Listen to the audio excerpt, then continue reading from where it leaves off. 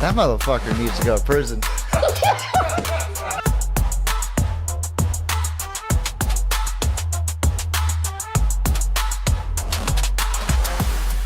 My man Tyler Riddle, Matt, I run a small cat podcast known as the Pigskin Mafia Podcast, and I just wanted to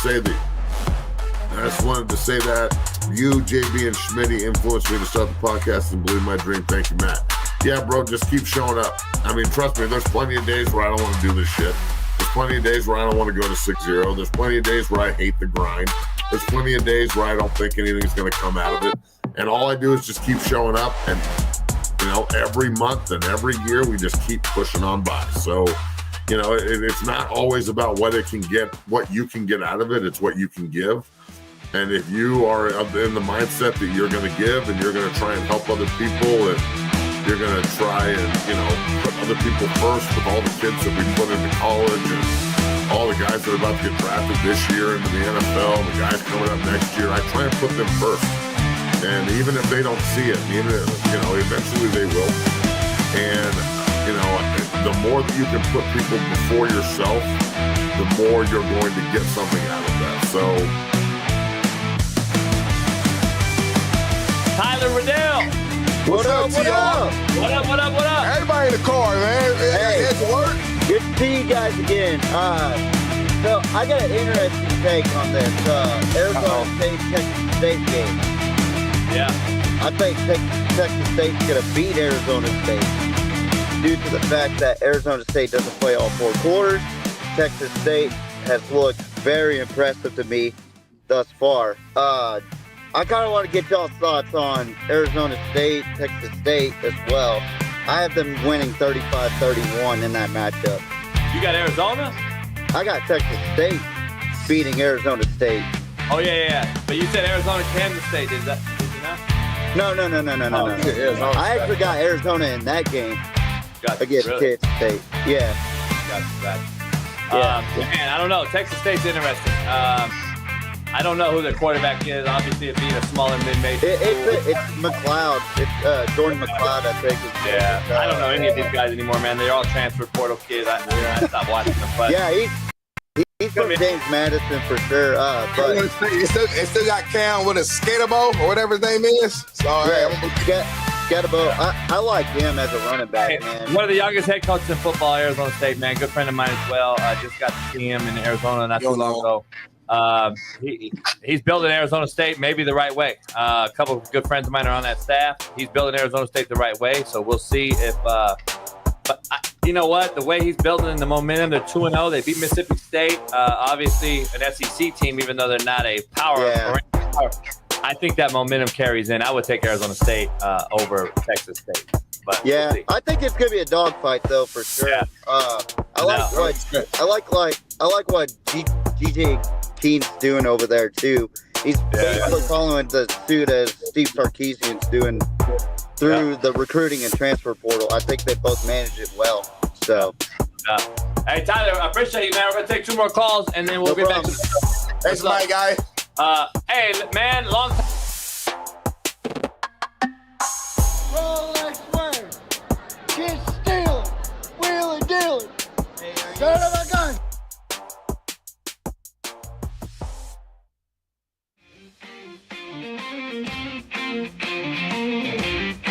Big crowd, 4th and long, trips left, Jacobson, back to pass, he rolls out to the right, Jacobson makes a man miss, Jacobson, and he makes a man miss, Jacobson fires, and God!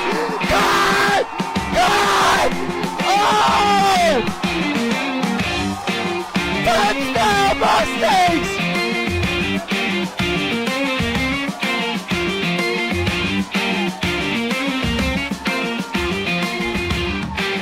How in the world?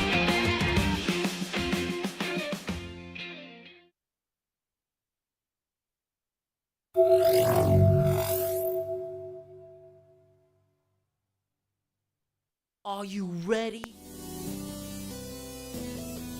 And then you make a big stop against Baylor. Baylor! Oh! Oh shit, they actually did it! They actually fucking did it! So if I'm a Conference fan, that franchise guy's gonna be so fucking happy about that. Oh my god! They actually did it, bro. I'm gonna be so happy, bro. He was a nine. I called it. I called it. No, I we all called called it. this. Did we? No, hold on, Warren. I know I'm supposed to fucking hate it. I don't fucking hate it. I'm just gonna keep it real. I hate it. Okay? Oh God. What? Oh my god, bro. What the Detroit on the clock. Get the... Are you fucking kidding me? Yes, sir. Detroit is on the clock. Wow. And their pick is in. Wow.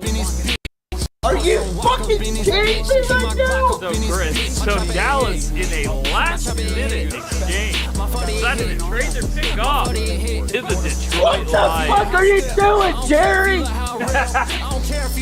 And could not lead the defense. You got me jumping. It'd be called cream pie smash. Oh God, dude. I knew it. So, West Virginia played about as good as my fucking hairline is right now. And you probably see my hairline, Bailey. It is bad. Okay? God! For the love of football. And we are live here in the Pigskin Mafia podcast studio. I am your host, TJ Riddell. And let me tell you something. I am ready to go tonight. We have Rice Charlotte on right now, but that's not on tap for this week's top 10 games in college football. We're going to recap week 3 of college football, week 2 of NFL. We're going to talk about why certain teams are on my shit list right now, which is off topic with their performances, but they're on my shit list. And we'll talk about that here in a little bit, in about 5 minutes or so. And then we're going to go through our predictions and picks for this week's NFL Week 3 and college football Week 4 picks. And we'll talk about our games of the week, NFL-wise. You got the Los Angeles Rams taking on the Philadelphia Eagles in Philly, the defending Super Bowl champs, and it seems like nobody's able to stop the Philadelphia Eagles. And then on the flip side, on college football, college football's game of the week, as the thumbnail states, the biggest game in Jackson Arnold's career happens to be the team that he committed to at first, which is Oklahoma and Brent Venables, led by John Mateer, the Wazzu Transfer, which is going to be a great game, I think. A lot of people are thinking that it's going to be an easy breeze for Oklahoma. I don't know. We'll see. But, ladies and gentlemen, welcome to the Pigskin Mafia podcast. I'm your host, TJ Riddell. Don't be afraid to chime in the chat. Don't be afraid to share this, like this, subscribe to our channel, make us grow even further. And we already have 66 views on so far, so I'm really impressed with the way things have gone so far in the viewerships. So keep it up.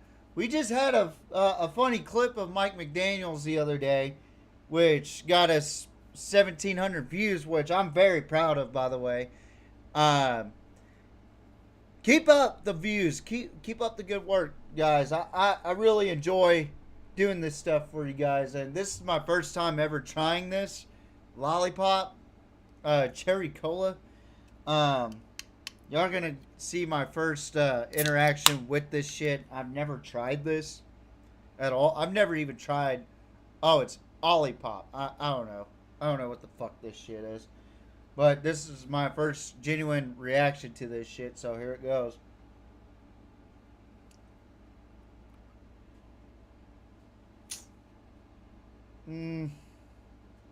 Tastes like a watered down cherry Coke with... I guess I'll just have to get used to it. I don't know. but supposedly it's fucking vegan and paleo. I don't give a fuck, honestly. I just craved soda for some reason today, and I needed it. You know what? I drink fucking Dr. Peppers constantly, and I do need to stop. I need to get back into the gym. I need to just get back into the grind of staying healthy. But I can't stay away from Dr. Pepper to save my life, so fuck me, right? But anyway, welcome to the show. We got a loaded lineup. We're going to try to keep this an hour and 30 minutes. We do have Rice and Charlotte on the TV. Unfortunately, y'all can't see the TV, but the TV's right here, which I'm very proud of, which we will start doing these watch-alongs, which we did with the Minnesota and Chicago game, which that was fun for me because I was most of the time fighting the dropped frames, so yeah, that fucking sucked. But anyways, welcome to the show, guys. Let's talk about the teams that are on my shit list over the last week. And I forgot to shave my head today, so I'm in a very foul mood today. So there was horrible tragedies that happened this past week, along with the week of 9/11, right? And we got to talk about the events. The Charlie Kirk incident, where he was speaking, doing his normal routine, speaking to young college students, debating. That's what he did. Well, some fucking coward ended up shooting him in the neck, unaliving him, unfortunately. And, you know, I could talk about the disgusting people that celebrated it, but I've already posted that video. But I'm even more disgusted with NFL organizations that did not pay tribute to Charlie Kirk, NFL programs that did not pay tribute to that young woman that I, for some reason, cannot remember her name, that young Ukrainian woman that I'm pretty sure she came in legally, and ironically enough, was a BLM supporter, was stabbed multiple times, unalived on a bus, by the way. And then the shooting in Colorado, the even more tragedies happened going into this week. But there are 6 teams on my shit list. One of them has a question mark because I cannot confirm nor deny this team, but they're on my shit list, and they are a Texas team. So I hope y'all are ready. So there are 6 teams on the shit list, and 3 of them I can understand because of the type of people that run those cities. And I mean Democrats, if you haven't noticed. I can't stand Democrats. But let's start off with the Baltimore Ravens, right? Your starting quarterback is a man of faith, you know. And he seems to have a lot of respect for people that speak their minds, and he respected people like Charlie Kirk, right? Well, Baltimore didn't do the tribute for Charlie Kirk and 9/11, apparently. You know, I'm not really surprised. They a couple years ago, they took a knee for our national anthem and stood for God Save the Queen, which is the United Kingdom national anthem, which was a fucking disgrace. And gotta say, I'll be honest, I was a Ravens fan at that time, and I swapped back to the Cowboys because I don't do well with Benedict Arnolds. So, yeah, I expected that from Baltimore. Then we go to Cincinnati, a team that I really didn't expect to not pay tribute to a guy that was all about faith and whatnot. But at the end of the day, I don't know what Cincinnati's political stances are, I could give a fuck less. But it just seems like that Cincinnati and Baltimore are on the same page, ironically, on that portion. Then we get to Detroit, another shithole city with a organization that is that's full of hypocrites. You know, they didn't pay tribute to at least 9/11 or the Charlie Kirk assassination. Again, I'm not surprised because of the fucking city. Then we go to after Detroit, Indianapolis. Or actually, we'll go to Houston. Houston, a Texas organization. Houston Texans. All right. This one really took me by surprise because a lot of guys on that team are a bunch of guys of faith and an organization full of faith. And Charlie Kirk was about faith. Now, I read a couple tweets that said Houston didn't do the tribute. And then again, I saw there were other tweets that said otherwise. I'm not so sure about Houston. But if that's true, the Texans are on my shit list. The Indianapolis Colts. Surprise, surprise. I'm really surprised about the Colts. I wouldn't be surprised about the fans because the fucking fans are fucking weird. They're weird. The Colts fans are fucking weird. Let me just state that real quick. They're fucking weird. But for a Colts organization that a legendary owner, Jim Irsay, just passed away, and for them to not pay tribute to a man that is a man of faith is a slap in the face for that organization. Mainly the Irsay family. And I gotta be honest, I got my own thing. I got my own opinion about Miss Irsay going down there and being a hands-on owner. I don't mind you being a hands-on owner, but she's not going to understand the verbiage down there. I'm sorry.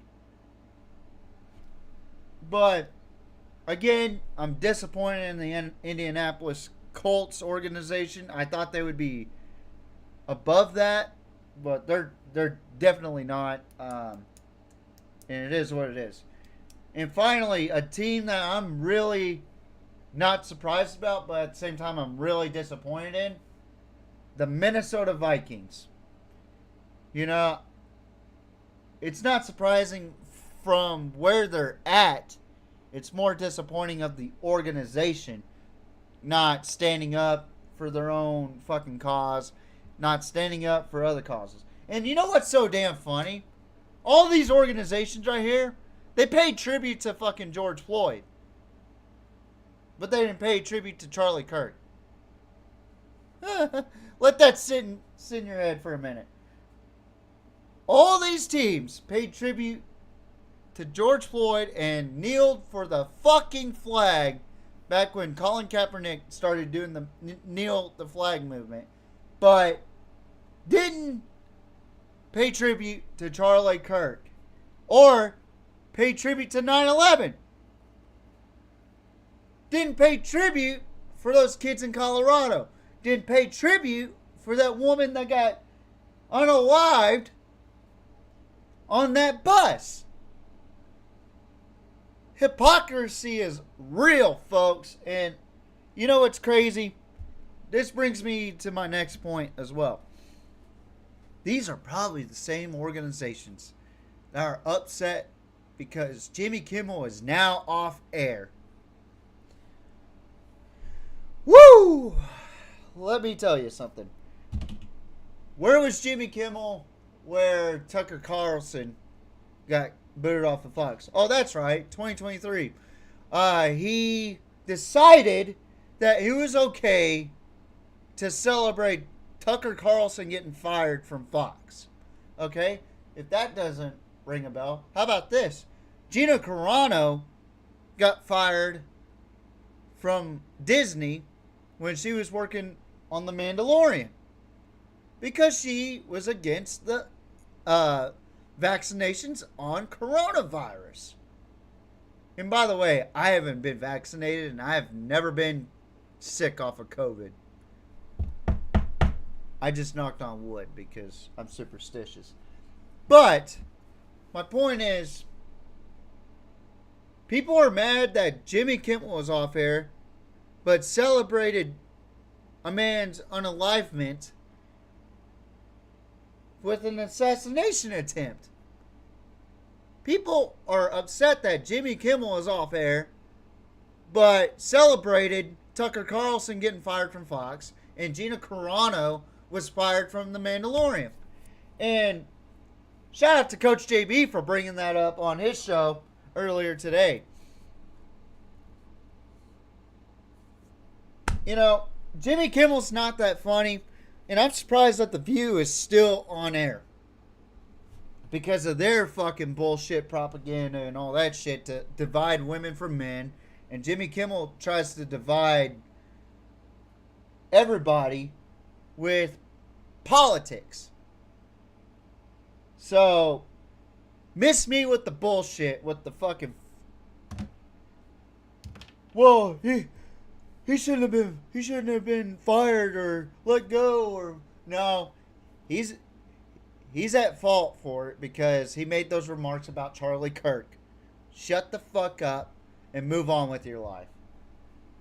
Now, let's get into the important part of this show. NFL Week 2 recap. All right, ladies and gentlemen. We are going to talk about certain games that I picked, top 5 games. I went 4-1 overall, or I went 4-1 last week. I'm 9-1 overall in these overall picks for NFL. I'm struggling with college for some weird reason. The roles have been flipped. I'm doing great in NFL, but I'm doing horrible in college. So, here we go. So, last week, we had the Thursday night game between the Commanders and Packers in Green Bay, Lambeau Field. My Super Bowl prediction, my Super Bowl champion prediction was the Green Bay Packers, and they certainly look like it so far. I had the Packers winning 24-14. They ended up winning 27-18. It was a fucking controlled pace game. Oh, by the way, Rice just scored a touchdown. It's 6-3 right now. Rice over Charlotte. But anyway, it just seemed like Green Bay had full control of the game, and it was so just demeaning to watch the Commanders just get controlled the way they got controlled in that game. And Jordan Love looked good. The defense looks fucking awesome for Green Bay. And I'm telling you guys, Green Bay is going to be a threat to Philadelphia. I'm just going to tell you that right now. Then we move on to the Buffalo Bills taking on the New York Jets. Jets had a pretty impressive start against the Steelers, but shit the bed against the Bills. Now, I had the Bills in a close game, 27-24. I wasn't sold on their defense. Their defense fucking showed up in this game. They beat the Jets 30-10. It was a fucking clinic for the Bills, and there was an injury scare for Josh Allen. He actually broke his nose. I actually called that one. Pretty insane stuff right there. But yeah, Bills get the win by 20, 30-10. Next game we're going to talk about. The only game I got wrong, by the way. The Broncos visit the Indianapolis Colts, the team that's on my shit list, by the way, because of different reasons. But they are still a good football team.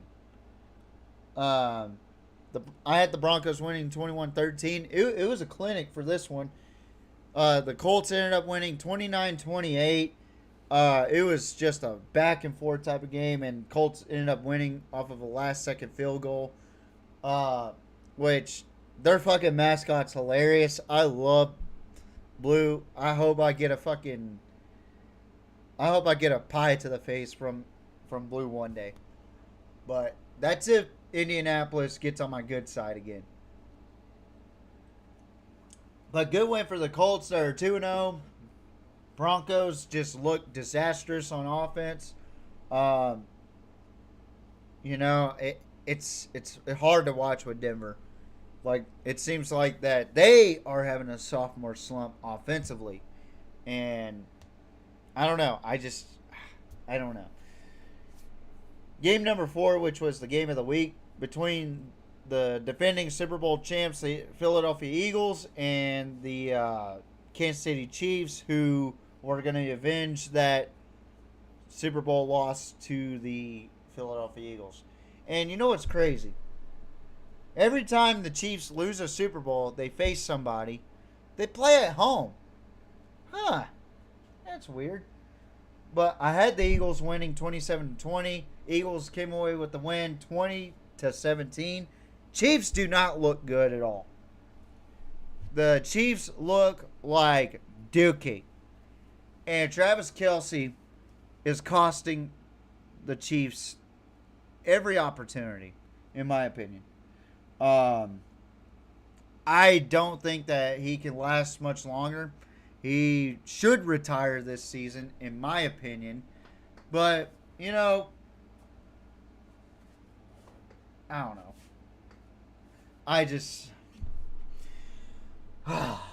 Travis Swift is a fucking bitch. I could just say that right now. But a good win for the Eagles. My boy Andrew Makuba got his first pick of his NFL career. His first actual pick, not a preseason pick. So I'm glad that Andrew Makuba is still fucking thriving. And I love that the Eagles are using Andrew Makuba out there. So, good win for the Eagles. I still have them as a game of the week. This will be the third time that they are a game of the week. I didn't want to, but I had to, because who else am I going to put? The fucking Cardinals and the 49ers? I don't even like that game, to be honest. Well, finally, we'll talk about the Chargers going to the Raiders on a Monday night game, late Monday night game. Let me just say this. The Raiders' offense is bad. Holy shit, man. First play of the game, it was a fucking pick. Geno Smith could have thrown 8 fucking picks in that game. And my God, they look horrible offensively. They look so disorganized. Remember what I said about Chip Kelly?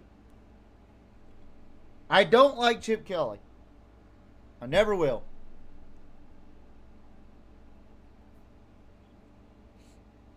I think that the Raiders need to give Ashton Jeanty the ball more. He's said it. He kind of threw Chip Kelly under the bus, honestly, and Pete Carroll. But I think Pete Carroll's going to find a way to give Ashton Jeanty the ball more this week against the Commanders. But, man, they cannot let Geno throw the ball more than 20 times in this week's game. I'm telling you right now. They do not need to give Geno Smith a chance to throw the ball, because he is looking like poo-poo out there. But that's week 2's recap of this NFL season. Now we go on to NFL week 3, which we're going to make predictions, and I'm going to make my pick. Now, the first game I have on tap is going to be bright and early, 12 p.m. Central Time, 1 o'clock Eastern Time. The Pittsburgh Steelers, 1-1, led by Aaron Rodgers. They lost to the Seattle Seahawks last week, as they take on the New England Patriots, led by Drake May. And they came off of a big win over the Miami Dolphins, 33-27.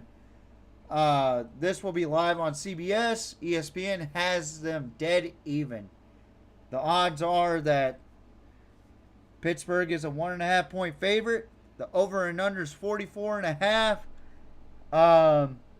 The money line has Pittsburgh as the favorite minus 130, and New England is a plus 110.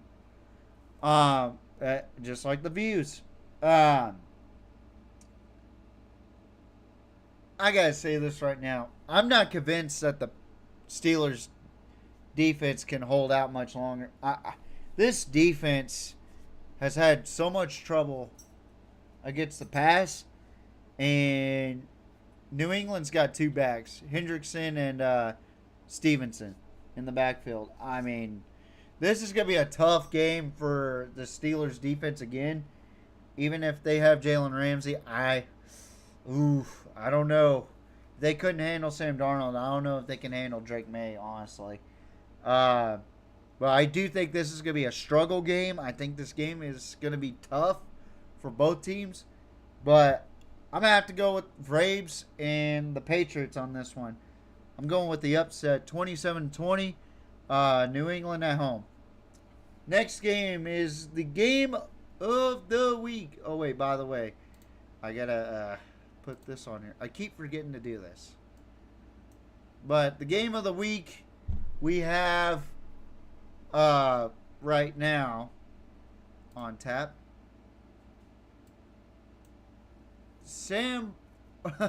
I was about to say Sam Bradford. Holy shit.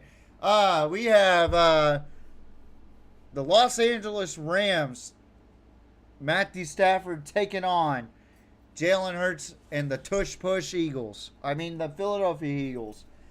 I like this game. It's going to be a gritty game. Philadelphia doesn't score very many points, in my opinion. They tend to really play down to their competition instead of playing up to their level, in my opinion. They haven't even had a passing touchdown thus far. It's been all rushes. And last time these two teams played, the Rams had a lot of trouble against Saquon Barkley defensively, but I think the Rams are going to come in hot. They're going to come in bothered. They're going to come in wanting to beat Philadelphia's ass, but I got Philadelphia winning 21-17. It's going to be a really, really good game. I got the under on this game. I just don't see how the Rams can beat Philadelphia in this manner, especially with the tush push as a big problem towards teams. Now we're going to go to game number 3, the Raiders at the Commanders. This will be played on Fox, same thing as the Rams and Eagles, but different Fox station, I guess. I don't know. Local Fox station. I don't give a fuck. ESPN has Washington at a 60.6%. Washington is a 3.5 point favorite. The over and under is 44.5. That's the third 44.5 I've seen. According to ESPN, Vegas is plus 150. Washington is minus 175. I don't know. I'm not really confident in the Raiders' ability to stop Jaden Daniels. I know Austin Eckler is out, but man, I really like Jaden Daniels, even though he might have a sophomore slump. Give me the Commanders 28-13. I don't think the Raiders, their offense is just too much of a mess, in my opinion. So, 28-13 Commanders. Then we'll have the Cardinals travel to San Francisco to take on the 49ers. That will be played on Fox, 3:25 p.m. ESPN has Arizona as a 51.5 point percent favorite, but the odds say San Francisco is a 2.5 point favorite. The over and under is 45.5. Arizona is a plus 125, and San Francisco's a minus 145. I'm not sold on this Arizona team. I'm really not. Kyler Murray is a mental midget. And I'm not really sold on the 49ers. They lost a lot. They got a lot of players injured as well. But I think Mac Jones can get it done. 27-21 49ers.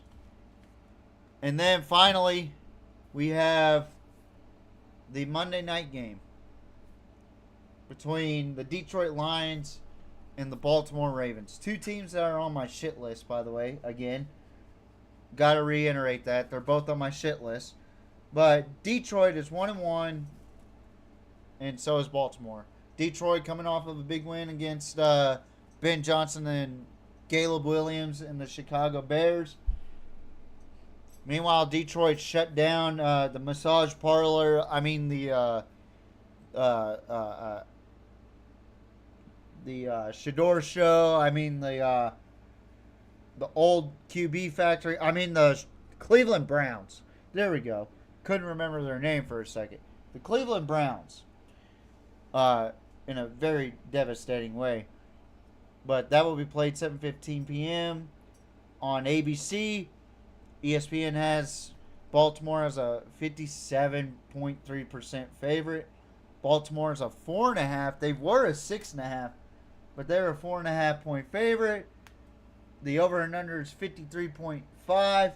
Detroit is a plus 195 underdog. Meanwhile, Baltimore is a minus 230 favorite. I don't think that Detroit's defense can handle what Baltimore's offense has. And I think Baltimore's defense has improved, but I don't think that their secondary can handle Amon-Ra St. Brown and Jared Goff connection. And Jahmyr Gibbs is going to be a receiving threat in this game. So this is going to be a shootout, in my opinion. It's going to go over 53.5. I'm going to say 43 or 45-35 Baltimore. I got the Ravens beating the Lions, and that concludes the NFL side of things. Now, let's talk about what we have on tap this week. College football week 3 recap. My favorite. I always save college football for last because I'm a fan of college football, obviously. But we're going to go ahead and talk about our first, or recap our 10 games from last week. First game, NC State taking on Wake Forest. Both teams were undefeated. Wake Forest controlled the first half, but then NC State came back and won 34-24. It was a good, entertaining game. And Bill, for some reason, is growling at me. I don't know why. What? No. I'm on. It's not playtime. Chill. Anyway. Good God almighty. What the fuck was that all about? Anyway. So, NC State ended up winning 34-24. I really like this NC State team this year. Like, I didn't have very many hopes for this team, but they are proven to be really good this season. So, we'll see what happens there. Colorado at Houston. All right. Now, this game didn't go the way I thought it would go, but I had Houston winning. That's the most important part. I thought it was going to be a good game, a good, solid game, but I thought Houston had the edge because of Connor Wigman. Colorado started Staub, and let me tell you, it was embarrassing to watch Colorado. You might as well write the score 36-13, not 36-20. It was a fucking disastrous game to watch. It was very difficult to watch as a college football fan. I'll be honest. Prime does not know how to manage time. And it is evident. It is sad to watch this Colorado team after This is the first time that Prime has ever not coached his son. His sons, I mean. You know, and it's truly remarkable how devastating this game was from a viewer's perspective, and they got eviscerated on the front line by Houston. They better hope Wyoming don't bring that same energy, because Colorado's in trouble. But good win for Houston. They are undefeated, and Willie Fritz has got something going on over there in Houston, just like he did at Tulane. But good win for the Cougs. Then we move on to the Saturday games. Number 12, Clemson took on the undefeated Georgia Tech Yellow Jackets. I'm going to add a fucking thing right here. It's going to be a part of a new segment at some point. Just bear with me. I made this graphic over the weekend, and I'm really proud of it. All because of this game. All because of this game right here. Why? Because you'll see here in a minute. I'm really excited to show you guys this,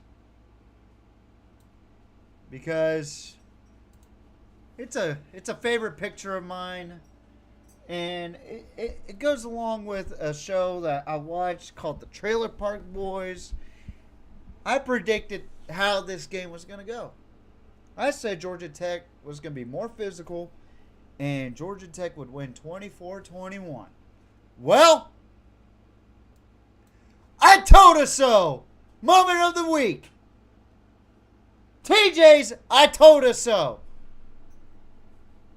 Georgia Tech beats Clemson 24-21. What did I fucking tell you guys? Georgia Tech, the more physical football team. Georgia Tech outplayed, outcoached, outmaneuvered, outkicked, everything in between Dabo Swinney and the Clemson Tigers. And Brent Key, what a masterful game you played, sir. And Haynes King, chef's kiss. All that hard work paid off, man. And I'm so proud to do this for y'all. Y'all are my first TJ's I told us so moment. Because I told us so. I told us so. I told us so. Moment of the week, by the way. So, congratulations to the Georgia Tech Yellow Jackets. Now they are ranked in the top 25. And Clemson is now out of the top 25. Man. And Georgia Tech beat Clemson for the first time in 9 games, y'all. Again. Let me say this one last time. I told us so. I told us so.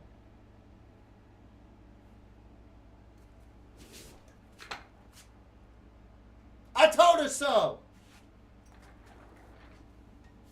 I fucking told us so.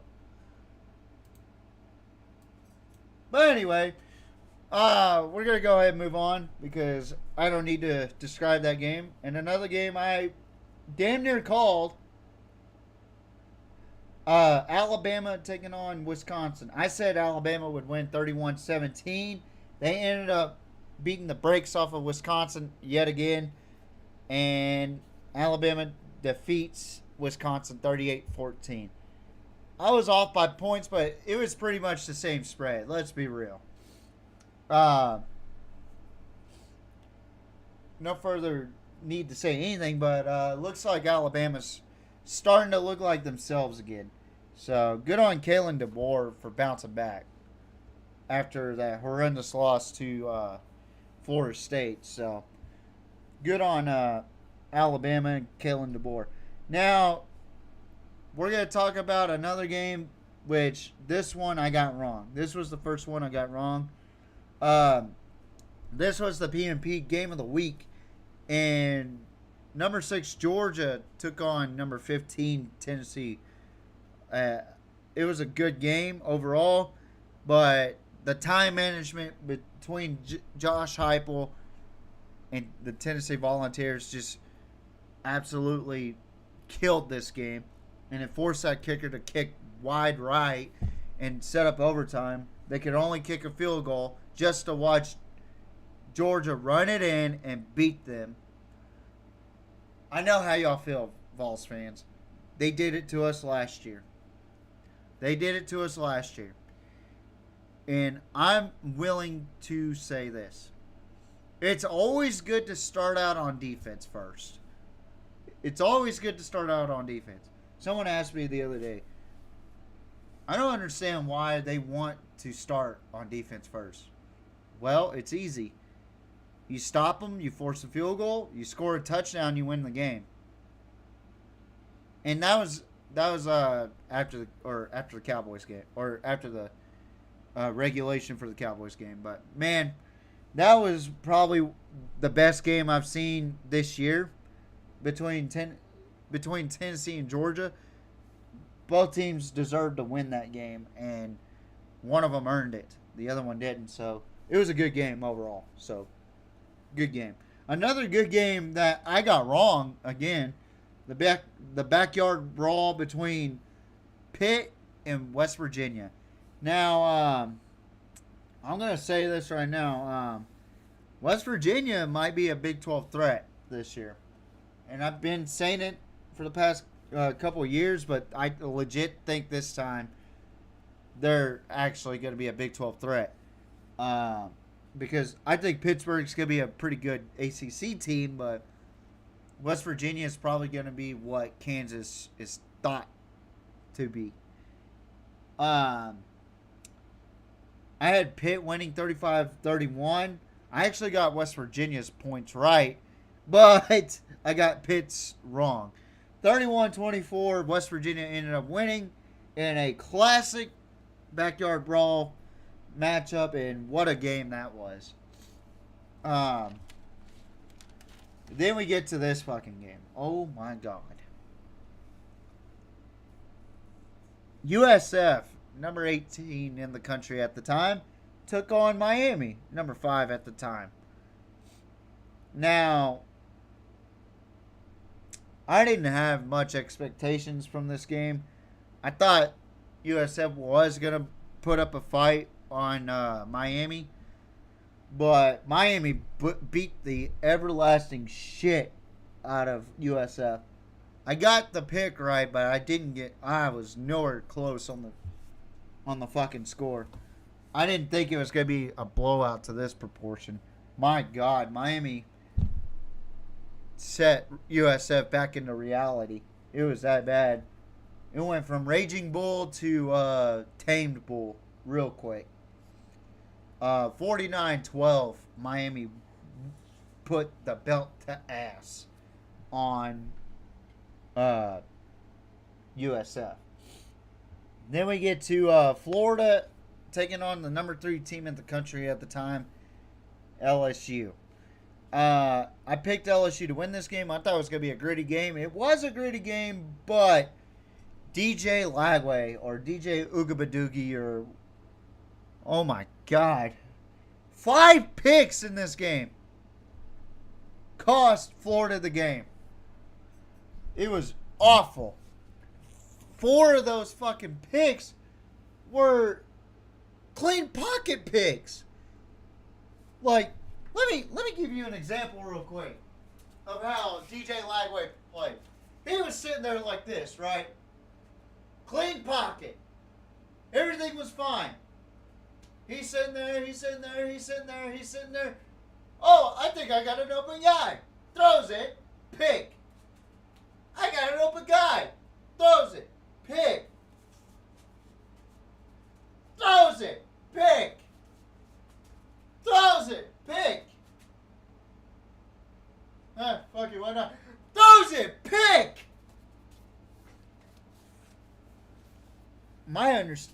what I don't understand is why didn't Billy Napier bench him after his third pick? I'm sorry if I don't have enough patience to watch a quarterback throw even 2 picks. It was bad. Like, as bad as that game was, DJ Lagway played awful. And I know he's a lot better than that. He's had way better games than that. And it's sad to see a kid go down like that. It is. Like, out of Willis, Texas, I thought he was going to be a dark horse for the Heisman, but my God. He proved me wrong in that game, and oh, man, what a fucking travesty that was. That was truly sad to watch. DJ Ugabadoogie on that one. It was DJ Ugabadoogie on that one. Rah! But anyway, LSU ended up getting the win 20-10. They just had better plays at some point, and you know, it was just not a good showing for DJ Lagway. I'm going to be full on confident by saying DJ Lagway probably played the worst game of his life. So I'm pretty sure he'll recover from this though. But next game we're going to talk about another great game that I got wrong. How come the good games I get wrong? What the fuck is this? Texas A&M, number 16 at the time, traveled to South Bend, Indiana to take on a winless number 8 Notre Dame. I don't know how a 0-1 Notre Dame is still in the top 10, by the way.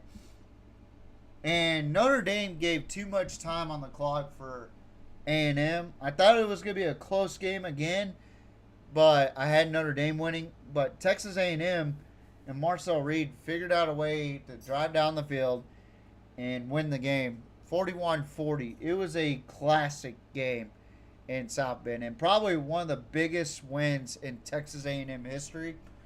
What a fucking win for Mike Elko. But like I said on Twitter, how come I feel like there's going to be a game where Texas A&M falls short that they do not need to lose, or they end up losing games that they shouldn't? You know, and I genuinely think if A&M can get over that hump, they're going to be a dangerous team within the SEC. If they can get over those humps that they can't beat a certain team like South Carolina, or they can't beat a Vanderbilt for some weird reason, they can't beat anybody that's beneath them in that manner. And I'm not saying South Carolina is beneath them because they just lost to Vanderbilt. I'm just throwing that out there because this Texas A&M team is supposed to be good. They've been supposed to be good for the last fucking decade and a half. But they always find a way to lose to teams that they shouldn't. And an Aggie friend of mine, shout out to him, play ball coach. Check him out on Twitter and Instagram. He's got some really good takes, and he's on fire. He's on fire with his picks, by the way. But let me tell you, he understands why I say the stuff that I say about Aggies. When I said, why do I feel like A&M is about to lose a game that they shouldn't? You know what he said? He said they always find a way how. They always find a way out. Or something like that. I can't remember the full-on tweet. If you're on here, play ball coach or Sky, remind me why. But right now it's 7-3 in the second quarter. Rice is up by 4, but it looks like Charlotte is driving.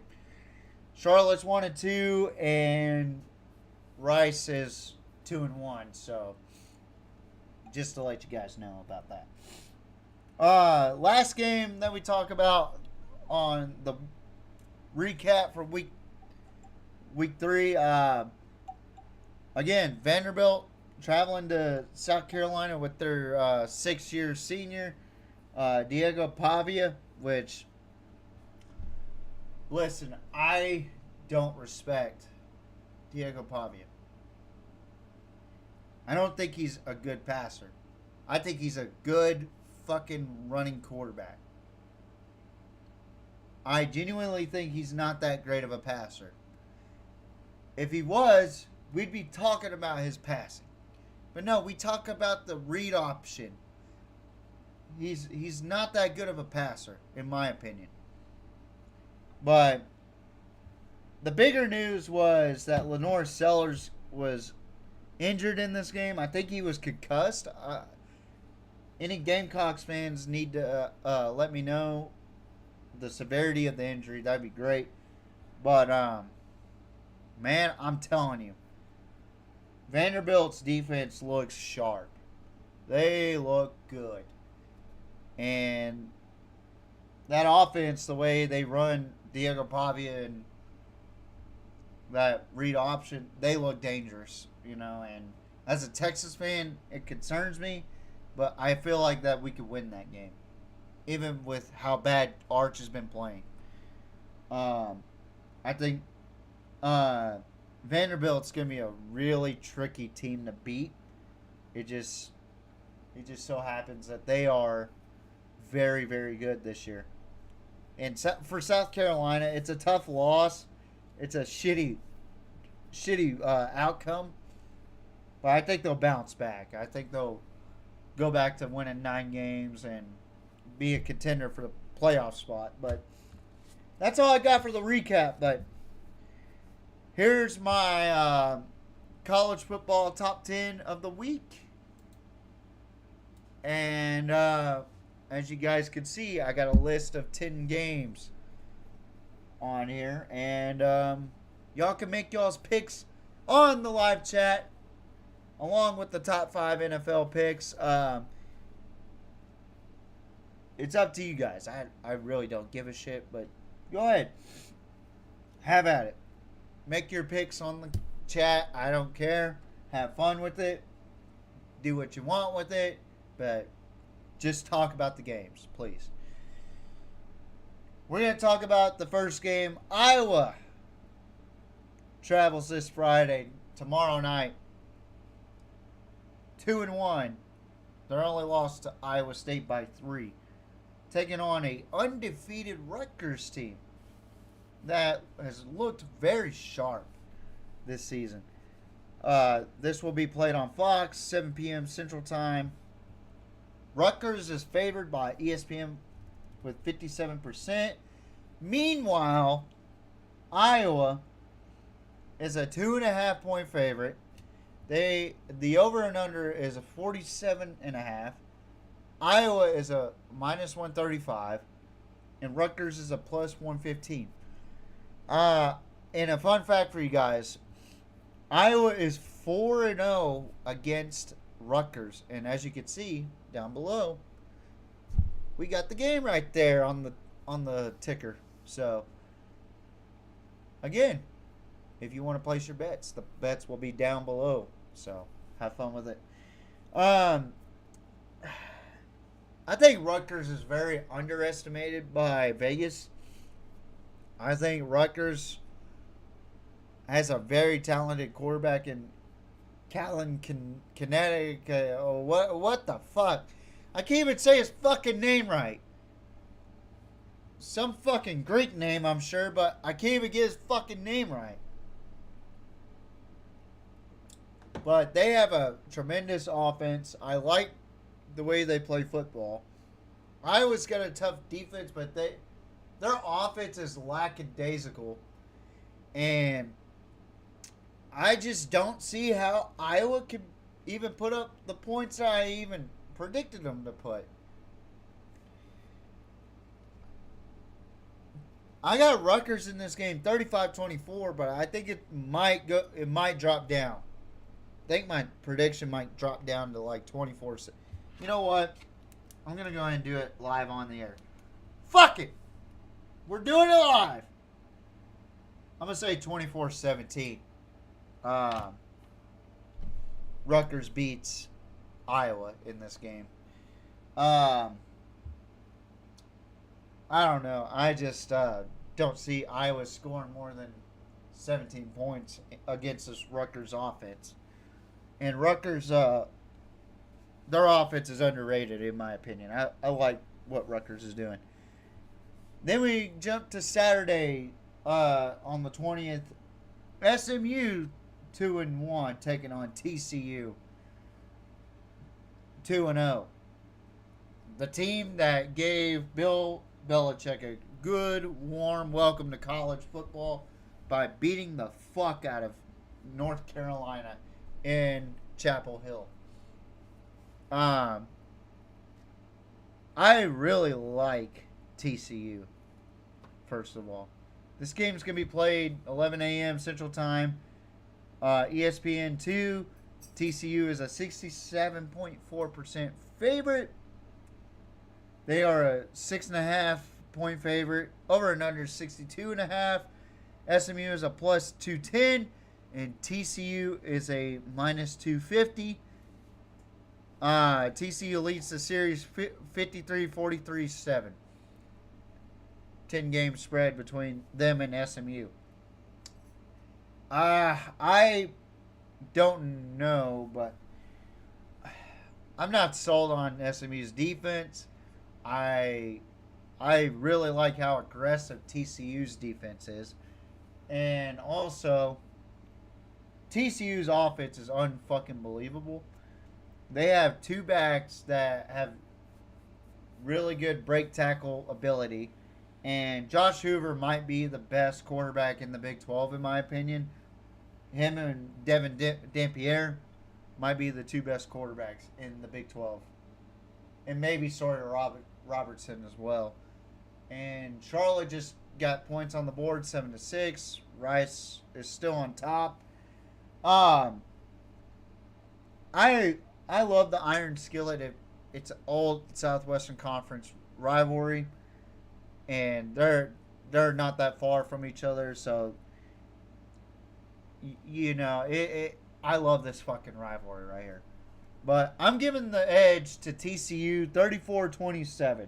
I think the Horned Frogs are a very good football team and a legit contender for the Big 12 title, in my opinion.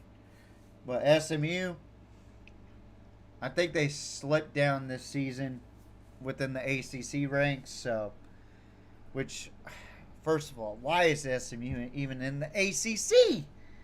We gotta fucking change this shit again. I want SMU in the Big 12 at least. Like, my God. Why does SMU have to be in the fucking ACC? God damn, I can't stand it. Now, here is a Big 12 championship implicated game right here. Number 17, Texas Tech, will meet their first battle test as two undefeateds collide between number 17, Texas Tech versus number 16, Utah in Rice-Eccles Stadium in Utah. This will be played 11 a.m. Central Time on Fox. Utah is a 65% favorite. Utah is a 3.5 point favorite. Over and under is 56.5. The money line, Texas Tech is a plus 145, and Utah is a minus 170. Fun fact for you guys: Texas Tech is 2-0 against the Utes. So let's be honest. Who's got the better roster and who's got the better coach, in my opinion? I think Utah has had a stronger schedule up to this point compared to Texas Tech, and everybody's glazing the fuck out of Texas Tech right now, and I don't understand it. I really don't. They have not proven me shit besides beating the fuck out of teams for the schools for the deaf and the blind. You know, they have not proven me anything. Until they prove me something, I am not going to give them credit where credit's due. they did what they were supposed to do. Whereas Utah, it's a little bit different because they played a really tough Wyoming defense that held them to 17 points in the first half. And Devin Dampier has not thrown a pick yet. So until Texas Tech shows me something, I'm going with Utah. 34-24. I think Tech can put up points. I just am not sold on their defense. Game number 4, a possible trap game here, by the way. Arkansas, 2-1, taking on undefeated Memphis, who is the underdogs in this one. This will be played in the Liberty Bowl, or in the Liberty Bowl, in Memphis, Tennessee. 11 a.m. Central Time, ABC. Arkansas is a 59.7% favorite. Arkansas is a 7.5 point favorite based off spread. Over and under is 61.5. Arkansas is a money line minus 290 favorite. And Memphis is a plus 240 underdog, money line wise. I gotta say, man. I gotta say this right now. I'm not confident in my pick because this is a trap game. I like how talented Arkansas is, and Memphis is pretty talented as well. But Memphis is 3-2 against Arkansas in history. I see that I fucked up on the graphic. Arkansas is actually 2-1, guys. They did not beat Ole Miss. I just saw the graphic and I was like, fuck. How could I fuck that up? But the other graphic don't matter. But anyway, I genuinely think that Memphis is a good team. But I think Arkansas has a lot more talent on their roster. And plus, I'm going with the Power 4 team on this one. I just don't see how Memphis can win this game. Now, the score is going to be fucking outrageous. I know it. Because I know Memphis is going to play a lot harder than what I think. I don't like my score. I got to be honest. I think it's going to be a much closer game than what I had. Give me Arkansas 35-31. I had the score 45-28. And I just saw it, and I kind of cringed a little bit. I'm just not... I don't know. Not sold on Memphis winning this game. They're a good team. I just cannot fathom them winning over Arkansas. But we're going to move on to our college football game of the week. As Jackson Arnold and the number 22 Auburn Tigers will take on the Oklahoma Sooners, number 11 in the country. Now, Jackson Arnold making his return to Norman, Oklahoma is what bittersweet for some and pure hatred for some others. Sooner fan base is divided because of Jackson Arnold. Listen, this is going to be a fun game to watch. I don't give a fuck what the spread says. I don't give a fuck about what the quote-unquote experts have to say about this game. This is going to be a fun and entertaining game. Both teams are good. Both teams are undefeated. Both teams are 3-0. Both teams are in the SEC. This will be played 2:30 p.m. Central Time, which, by the way, why isn't this a primetime game? Why isn't Auburn and Oklahoma a primetime game? I'm just curious. But fucking Florida and Miami is. Arizona State Baylor is. Like, what the fuck are we doing? ESPN? ABC? What the fuck are we doing?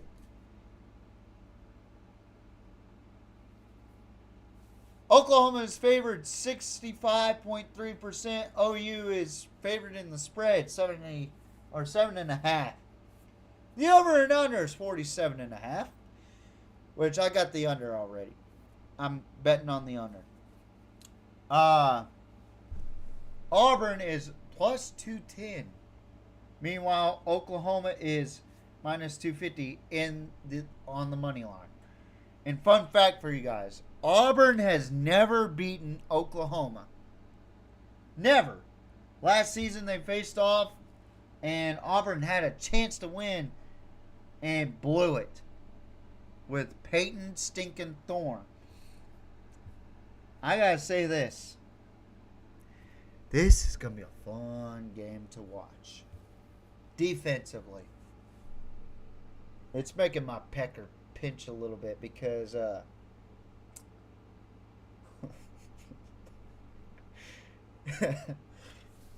it's gonna be a fun one for sure. I am excited about this game because of the defenses. I think Auburn is going to have a better grasp on how to defend against John Mateer. Maybe a 5-man rush with a QB spy or a 4-man rush with a QB spy against John Mateer. It's going to be a fun matchup. And then also on the flip side, Oklahoma, are they going to be able to stop Jackson Arnold's run game? If they're able to stop Jackson Arnold's run game, it's going to be a lot of trouble for Auburn's offense. I'm going to tell you that right now. Because they rely more on his legs and the read option than anything. It's just like Haynes King and Georgia Tech. Honestly. And Jackson Arnold has really shown me that he knows how to do a read option properly. Like, his patience is what really gets me. So, when I look at Jackson Arnold in the read option, he's doing this. He's doing this. And then he pulls at the last second and takes off running. Watch the Baylor film. And I'm telling you, just watch the Baylor film. He does this here. Pulls and takes off running with the trap. Or with the counter. Or with the power. And, you know, it's awesome to watch running quarterbacks do that, especially when it's a power first quarterback. It's a wing T style quarterback. It's a triple option style quarterback. Blake Horvath, another quarterback out of Navy. Really good at that stuff. And I think this is a battle between these two guys' legs, but who's going to throw the best in this game? Jackson Arnold has not thrown a pick, whereas John Mateer has thrown 3 picks already in 3 games. That's where the problem lies with Oklahoma, in my opinion. I think they turned the ball over way too many times, in my opinion. I think Auburn is a lot better than what people think. And that's why I'm going against the spread. I'm going against ESPN. Fuck it. If anybody has something to say to me about this game and call me a fucking idiot for saying this, but War motherfucking Eagle. I'm going with the Auburn Tigers. 24-20. Wins our first game ever against Oklahoma in Norman, Oklahoma. In Memorial Stadium. And if I get it right, and if it is 24-20, best believe this is going to fucking pop up at any moment. Best believe that this little guy is going to pop up at any moment. But I must digress. This is going to be a good game. This is going to be exciting. I'm pumped for it. Jackson Arnold returns to Oklahoma for vengeance, or will Brent Venables have the last laugh against Jackson Arnold and the Auburn Tigers? I got Auburn 24-20. War motherfucking Eagle.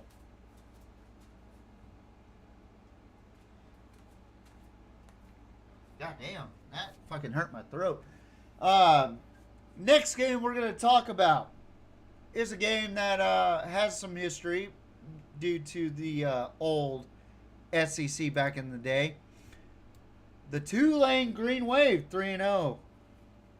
Traveling to Mississippi to take on the Ole Miss Rebels, number 13 ranked in the country. Question is, will they have Austin Simmons? If they do, Tulane's got some problems. 2:30 p.m. Central Time, ESPN. On ESPN. Ole Miss is 86.8% a favorite in this one. Ole Miss went from a 12.5 to a 10.5 point favorite. And I gotta say, that's alarming to me. It is. And the over and under is 61.5. Tulane is a 320 point underdog, whereas Ole Miss is a 425 favorite money line wise. Ole Miss leads the series 45-28. Back in the good old SEC days, back when Tulane was a Power 4 or Power 5 at the time. Back when the SWC and SEC and Big 8 used to compete with the Big 10.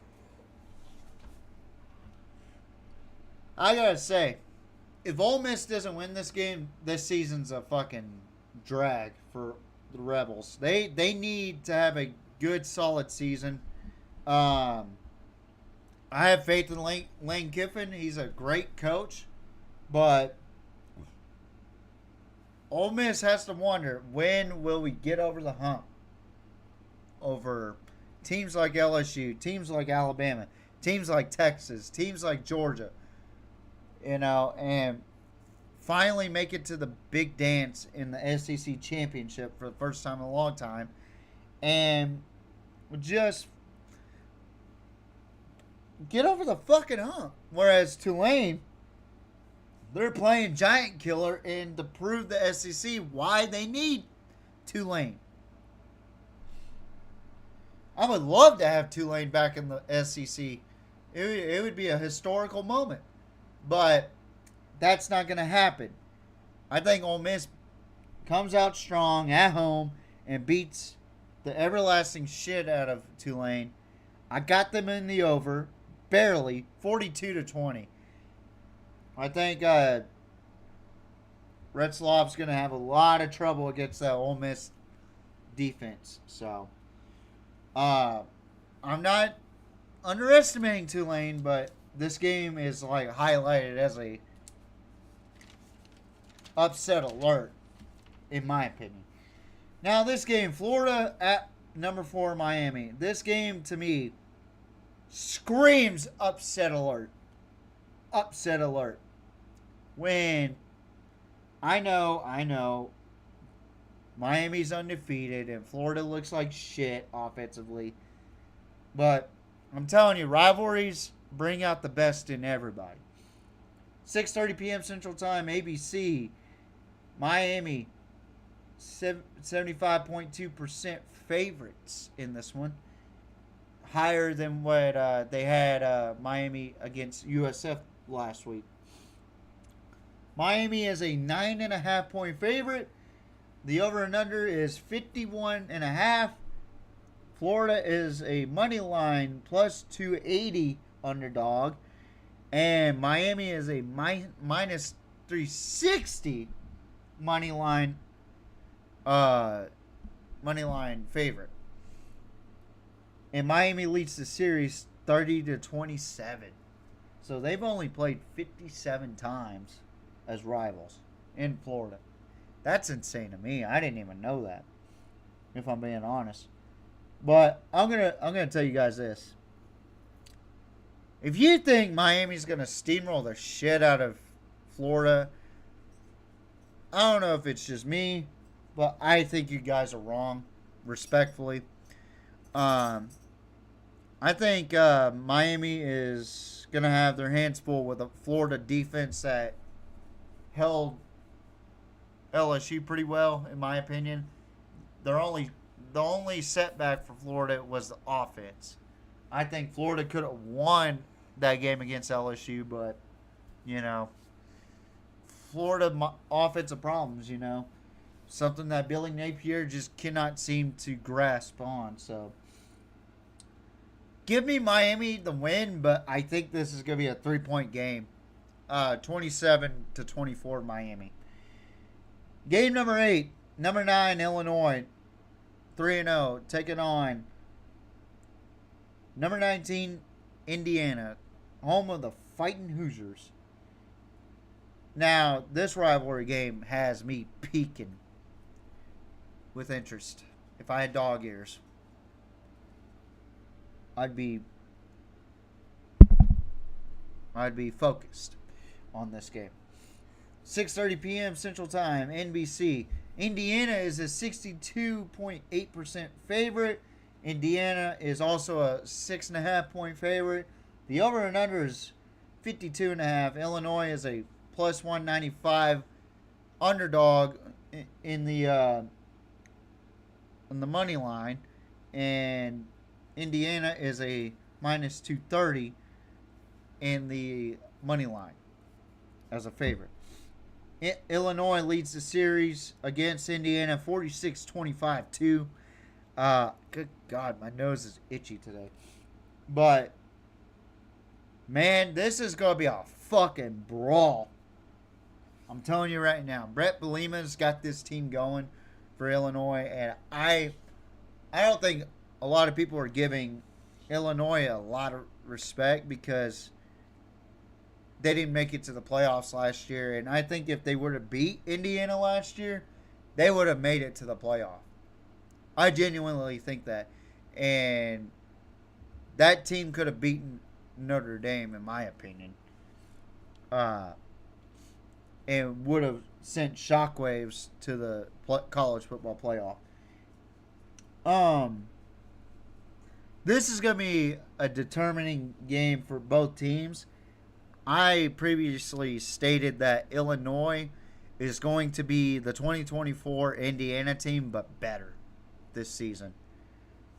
And Indiana, they look good on paper, but I got to tell you, they haven't really played anybody, in my opinion. Whereas Illinois went into Duke and completely destroyed Duke. I think Illinois is a much better team than what people give credit for.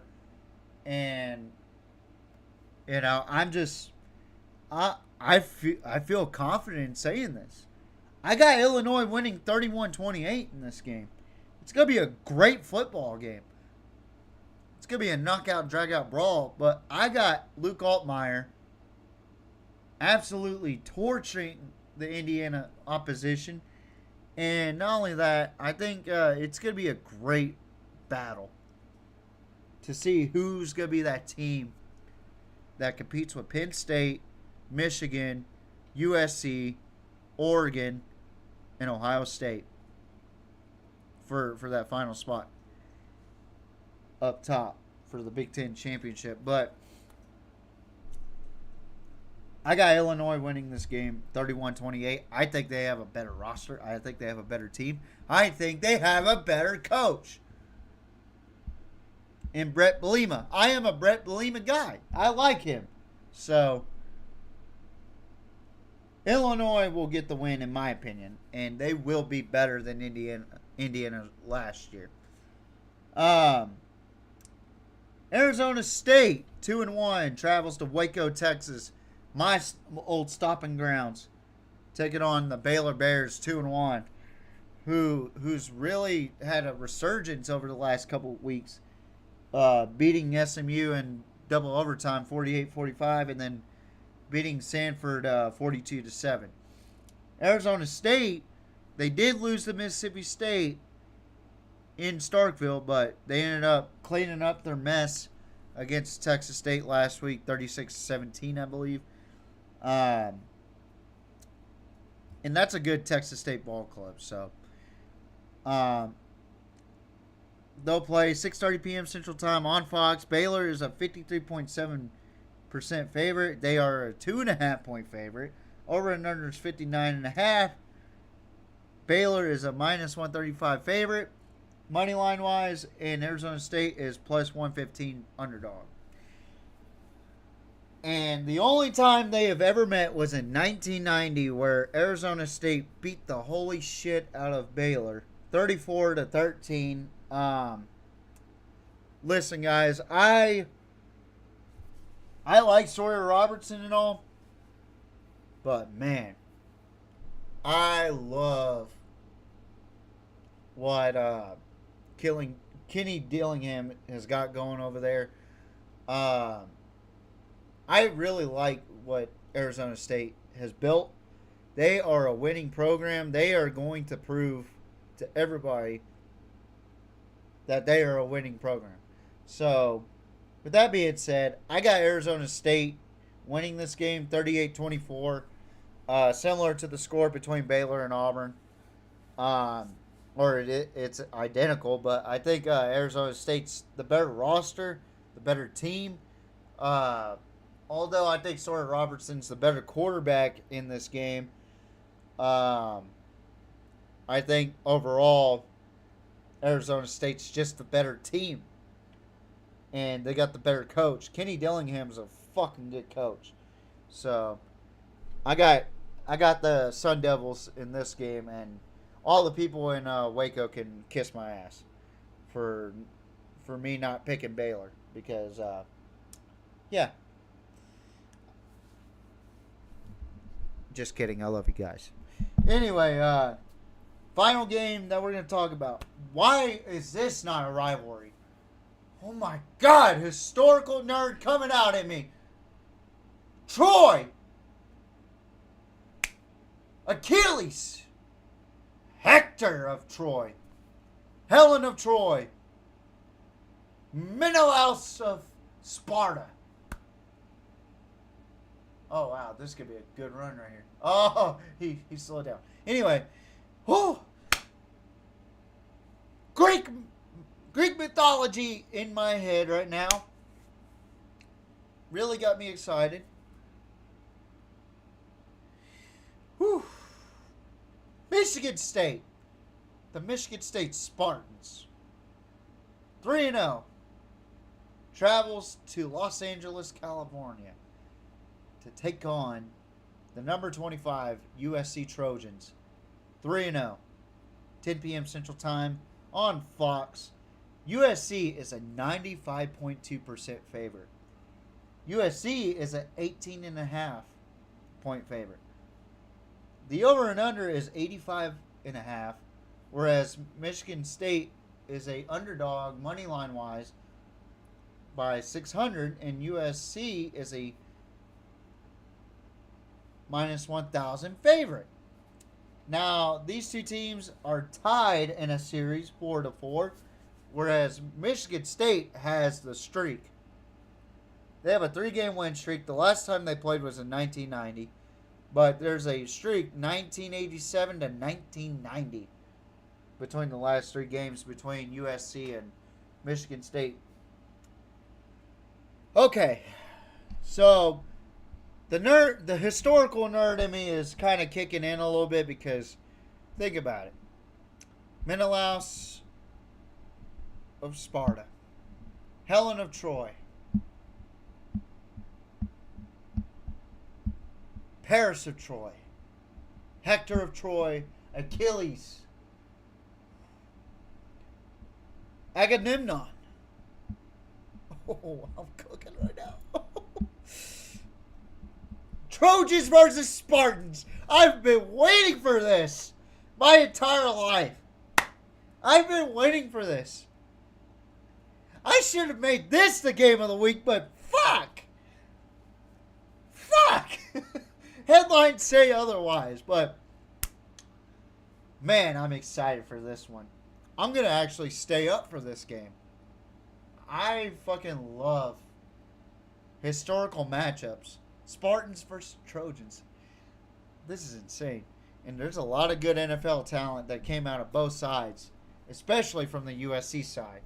But my question is, can Michigan State and Jonathan Smith hold off Maiva and the USC Trojans offense and Lincoln Riley's QB guru expertise? I think this is going to be a fucking fun game. I just think that USC is going to end up pulling away in this one because of how high-powered their offense is. Give me USC 31-23. I have a lot of respect for the Michigan State side, especially this season. Jonathan Smith's done a great job in turning around this program.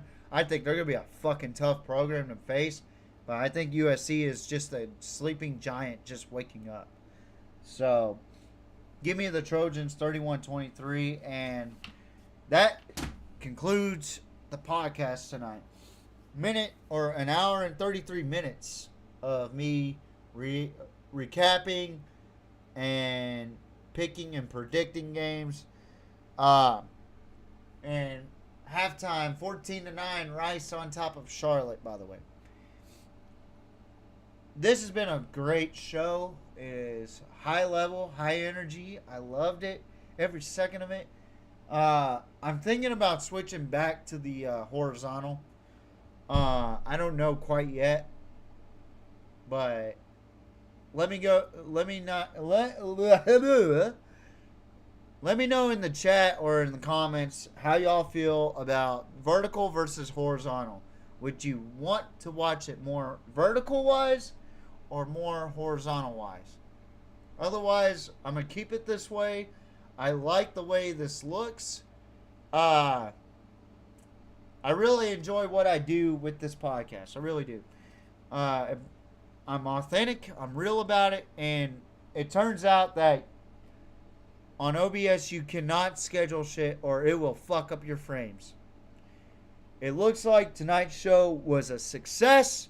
And finally, we don't have to worry about fucking drop frames. So, thank you guys for watching again. Thank you for the support. Love you guys very much. And tune in next Tuesday for another recap and pick and prediction show. And also, I will go live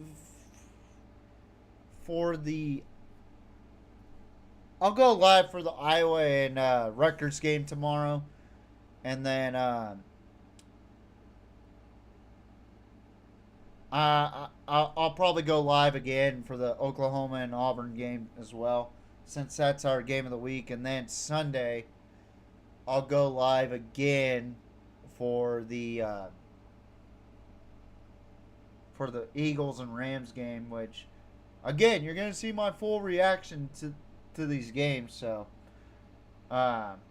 it's going to be fun to watch, honestly. I'm excited to start doing these watch-alongs. Unfortunately, you can't watch these games, but you can definitely see my authenticity of watching the game. And I wish I had all the money in the world to just be like, poof, here's the game, and we're going to watch it together. But it is what it is. I enjoy what I do. I do. And I love giving you guys updates and my own takes of the game. But I guess tune in tomorrow whenever Rutgers and Iowa play. I'll be on to watch it and give my own takes on it, and then give your guys' takes on your team, how your team could be better or whatever. And I'll give my takes on my team, the Longhorns, who have really struggled offensively. And in my honest opinion, they don't really look that good on defense. But Don't say that to anybody else. But anywho, thank you guys for watching. This has been a fucking good show. Love you guys so much. And tune in to the Pigskin Mafia podcast next Tuesday at 6:30 p.m. Central Time. Tune in tomorrow for the Iowa and Rutgers game. And then Saturday for the Auburn-Oklahoma game. And then Sunday for the Rams. Excuse me, I'm talking. For the Rams and Eagles game. So that way we can all have fun with it. Tune in to the greatest show on vertical YouTube. The Pigskin Mafia podcast. We are the PMP. Good night. Mwah. And good night. Bang! Toodaloo, motherfuckers!